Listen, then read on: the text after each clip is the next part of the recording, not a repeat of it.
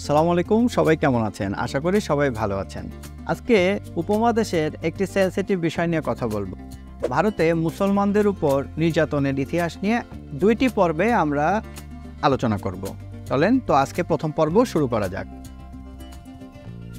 ভারতের মুসলিম নির্যাতন এবং হিন্দু মুসলিম দাঙ্গার ইতিহাস একদিনের নয়। এই নির্যাতন এবং দাঙ্গা বহু বছর আগে থেকেই চলে আসছে, যেখানে বিভিন্ন সামাজিক, রাজনৈতিক এবং ধর্মীয় কারণে সংঘাতের শেকড় জন্ম নিয়েছে। তবে এই গল্পের শুরু 711 খ্রিস্টাব্দ থেকে, যখন মুহাম্মদ বিন কাসিম সিন্ধু অঞ্চলে অভিযান চালাতে আসেন। তখনই প্রথম ভারতের মাটিতে মুসলমানদের পা পড়ে। এরপর 12 শতাব্দীতে দিল্লির সুলতানরা এবং 15 শতাব্দীতে মুঘল সাম্রাজ্যের প্রতিষ্ঠাতা ভারতীয় উপমহাদেশে মুসলিম শাসনকে শক্তিশালী করে তোলে। এই সময় হিন্দু মুসলিমদের মধ্যে বেশিরভাগ সময় শান্তিপূর্ণ মনোভাব থাকলেও কখনো কখনো ধর্মীয় এবং রাজনৈতিক বিরোধ দেখা দিয়েছে। আকবরের শাসনামল ছিল ধর্মীয় সহনশীলতার এক উজ্জ্বল অধ্যায়। এই সময় নানা ধর্মের মানুষ একসাথে বসবাস করছিল। আকবরের দ্বীন-ই ইলাহি একটি বিশেষ উদ্ভাবন ছিল, যেখানে মুসলিম, হিন্দু, জৈন ও বৌদ্ধ ধর্মের মানুষ একত্রিত হয়ে নতুন একটি দর্শন সৃষ্টি করেছিল। তিনি বিশ্বাস করতেন ধর্ম আসলে মানুষের কল্যাণের জন্য। তাই আকবর বিভিন্ন ধর্মীয় বক্তাদের সঙ্গে আলোচনা করে সহনশীলতা এবং ঐক্যের মূলনীতি প্রতিষ্ঠার চেষ্টা করেছিলেন।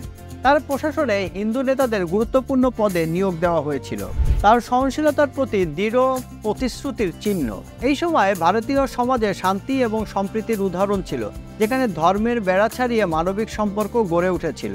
কিন্তু ব্রিটিশরা যখন ভারতীয় উপমহাদেশে আসে, তখন সবকিছু আস্তে আস্তে করে বদলে যেতে শুরু করে। বিভাজনের কৌশল অবলম্বন করে সেখানে পূর্বে যে ধর্মীয় সহনশীলতা এবং সম্প্রীতি ছিল, সেটি ধীরে ধীরে বিবর্ণ হতে থাকে। ব্রিটিশদের বিভাজন এবং শাসন নীতি ধর্মীয় সম্প্রদায়গুলোর মধ্যে বিদ্বেষ ছড়িয়ে দিতে শুরু করে, যা পরবর্তীতে দাঙ্গার কারণ হয়ে দাঁড়ায়। এই পরিবর্তনগুলি শুধু রাজনৈতিক নয়, বরং সামাজিক ও ধর্মীয় সম্পর্কে গভীর প্রভাব বিস্তার করে, এবং যার পরিণতি হিসেবে আমরা আজও সংঘাত এবং বিভেদ দেখতে পাই। ভারতের মাটিতে একসময় ছিল শান্তি এবং সমৃদ্ধি, কিন্তু আজ সেই একই মাটিতে দাঁড়িয়ে ইতিহাসের যন্ত্রণা অনুভব করতে হয় আমাদের। 1757 সালের সেই অন্ধকার অধ্যায় আজও আমাদের শরীরে কাটা দেয়। পলাশী যুদ্ধে নবাবের পতনের পর তখন ভারতের আকাশে নতুন এক শক্তির সূচনা হয়। সেই ব্রিটিশ ইস্ট ইন্ডিয়া কোম্পানি, যারা বাণিজ্য করতে এসেছিল, কিন্তু পরিণামে বাংলার ক্ষমতা দখল করল। সিরাজউদ্দৌলার পতনের সঙ্গে সঙ্গে ভারতবর্ষের ভাগ্যচক্রেও নতুন মোড় নিল।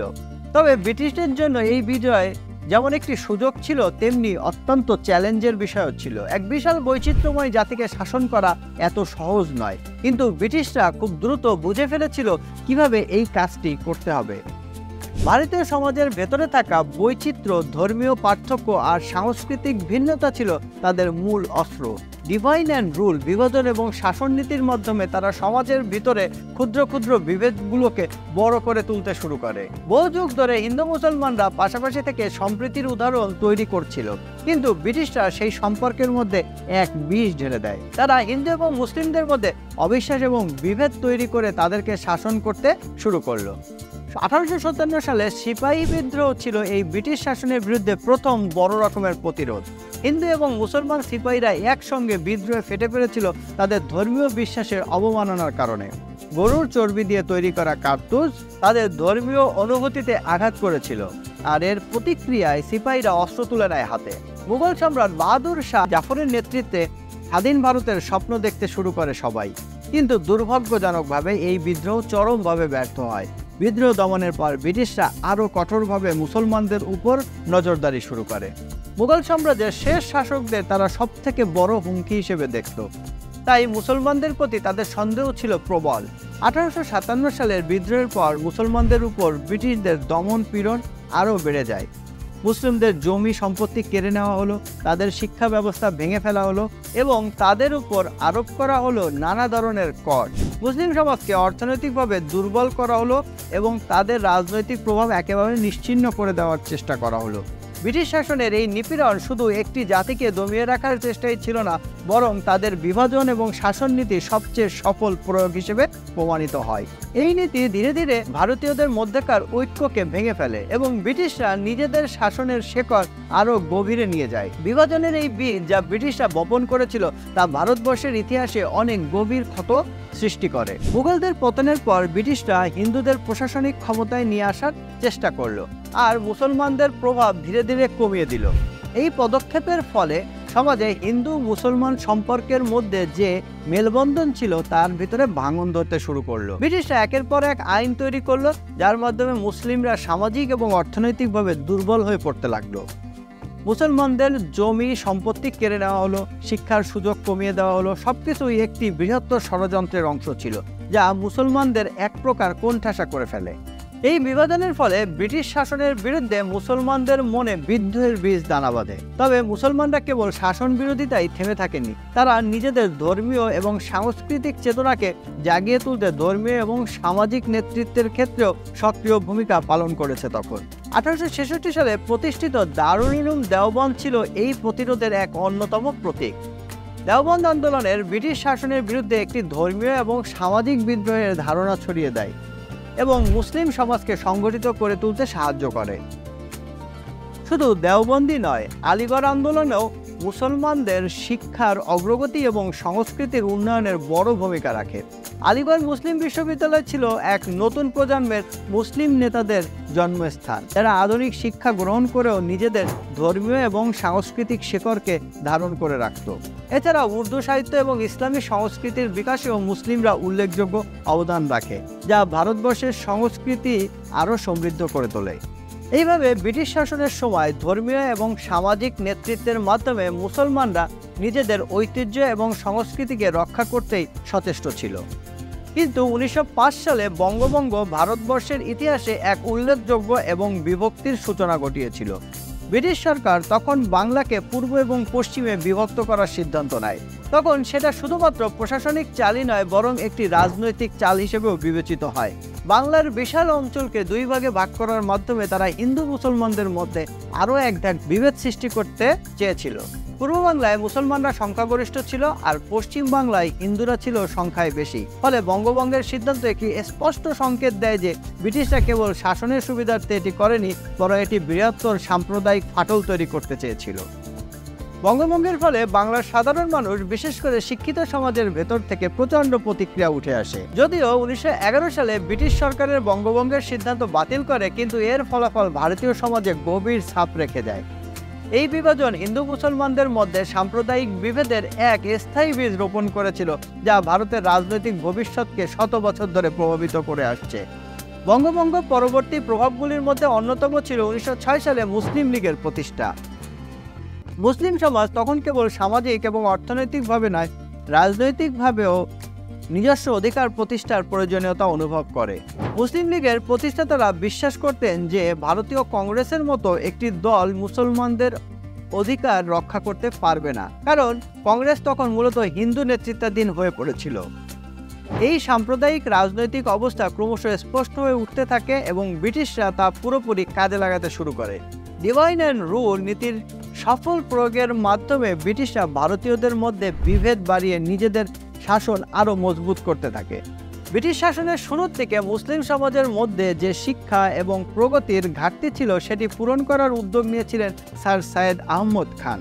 তিনি বুঝতে পেরেছিলেন যদি মুসলমানরা আধুনিক শিক্ষা থেকে বঞ্চিত থাকে তবে তারা কেবল সামাজিক অর্থনৈতিকভাবে নয়, রাজনৈতিকভাবেও পিছিয়ে পড়বে। এই উপলব্ধির মাধ্যমে তিনি আলিগড় আন্দোলনের সূচনা করেন এবং আলিগড় মুসলিম বিশ্ববিদ্যালয় প্রতিষ্ঠা করেন। তার লক্ষ্য ছিল মুসলমানদের আধুনিক জ্ঞান বিজ্ঞানে শিক্ষিত করা, যাতে তারা সময়ের সঙ্গে তাল মিলিয়ে নিজেদের উন্নয়ন সাধন করতে পারে। যদিও স্যার সৈয়দ আহমদ খান ব্রিটিশদের সাথে সহযোগিতার পক্ষপাতী ছিলেন, কিন্তু তার আন্দোলন মুসলিম সমাজের ভেতর একটি নতুন শিক্ষা আন্দোলনের পথ খুলে দিয়েছিল। শিক্ষার মাধ্যমে মুসলিমরা ব্রিটিশ শাসনের কূটনৈতিক খেলাগুলো বুঝতে শুরু করে এবং নিজেদের অবস্থানকে শক্তিশালী করার চেষ্টা করে। আর মুসলিম লীগের প্রতিষ্ঠা থেকে শুরু করে পরবর্তীকালে সাম্প্রদায়িক রাজনীতি ভারতের ইতিহাসে একটি স্থায়ী ছাপ রেখে যায়। ব্রিটিশরা এই বিভাজনের চর্চা অব্যাহত রাখে এবং মুসলিম লীগ ক্রমশ ভারতীয় মুসলমানদের প্রতিনিধিত্ব করার মতো একটি রাজনৈতিক দল হয়ে ওঠে।